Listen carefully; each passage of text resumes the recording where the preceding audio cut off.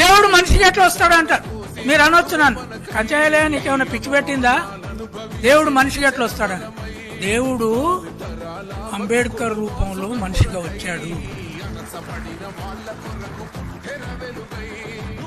నిన్న ఆ మ్యూజియం చూసిన తర్వాత నాకు అనిపించింది, నేను 72 ఏళ్ళు బతికిన, ఒక 10 పుస్తకాలు రాయడానికి నాన్న తంట పడుతున్నా, వాడు పబ్లిష్ చేస్తలేడు.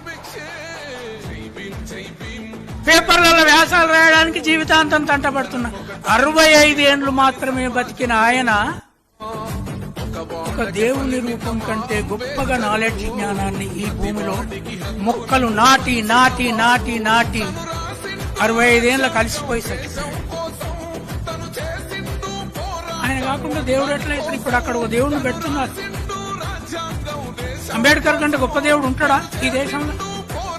ఉంటాడా చెప్పండి.